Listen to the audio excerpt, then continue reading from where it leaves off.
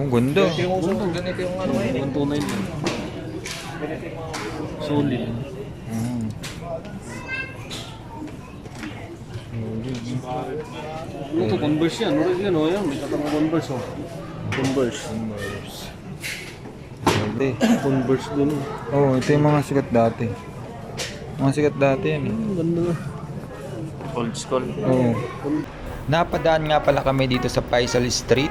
Dito sa Turkish store, maraming mga sale dito mga sapatos. At ayan na nga si parang Regan, papili-pili na ng sapatos. Kala mo may pangbili naman, pero hindi naman pala bibili. Haha, joke lang. At ayan nga si parang Francis, nakakita na naman ng pulang sapatos. Kapares daw ng in-order niya sa Sun & Sun. Napamahal daw siya, sana dito na lang siya nakabili ng sapatos kasi mura lang daw siya. Marami palang sale na sapatos dito, karamihan dito mga branded. Iba-ibang sapatos, mayroong Nike, mayroong Reebok, mayroong Converse, at meron ding Adidas at marami pang iba. Syempre, ikaw nang mamimili kung anong trip mo sa mga sapatos na sale dyan. Tignan mo yung isa, 299 lang daw yan. At yung isa, 299 din. Dati daw 500 yan. O diba, ang laki ng bawas. Ewan ko kung totoo talagang may bawas.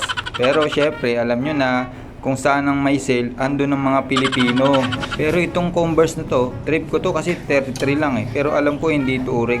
China lang to. Syempre, kahit na China lang yan, pero pag suit mo na, malalaman ba nilang original or China lang yan? Syempre, hindi, di ba? Kasi suit mo na, titignan pa ba nila yan? Syempre, hindi na siguro. At syempre, meron din tsinelas dito, tulad nitong Reebok Classic.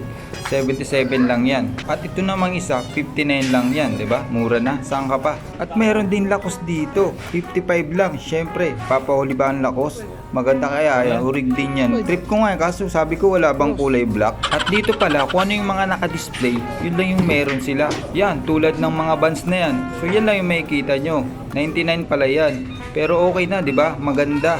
Sayang, wala pa tayong sahod kaya hindi pa tayo makakabili. Window shopping muna tayo, tingin-tingin muna kasi first week pa lang natin sa trabaho.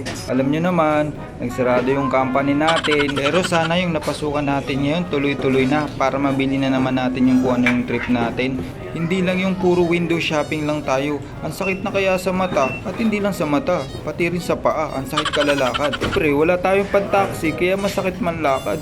Kaya puro lakad lang tayong ginagawa natin kasi wala tayong pang taxi. Pero anyway, kung trip nyo dito pumunta, punta lang kayo. Pero hindi ko sure kung hanggang kailan tong sale na to. Masasabi ko lang, maganda talaga yung mga sapatos. At malalaki yung sukat ng sapatos. At hindi lang yung sapatos, pati yung mga tsinelas din. At ayan nga, tignan mo tong Nike na to, 113 lang. Diba mura na? Maganda sana eh, kaso wala tayong pambili.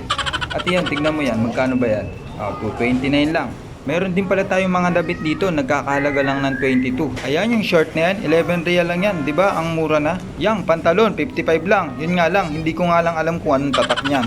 Meron din palang mga jacket dito, nagkakahalaga lang siya ng 66. Masarap bumili ng mga jacket ngayon kasi mura pa. Pagdating na ng taglamig, mahal na yan. Sa susunod na buwan, September na, kaya sigurado, papasok na ang taglamig nito. Kaya ano pang hinihintay nyo? Habang mura pa, bumili na kayo.